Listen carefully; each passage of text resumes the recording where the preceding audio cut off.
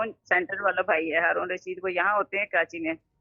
तो पहले वो इंटीरियर सिंध में थे, जब इरफान भाई और अली भी बाहर चले गए तो फिर वो यहीं आ गए।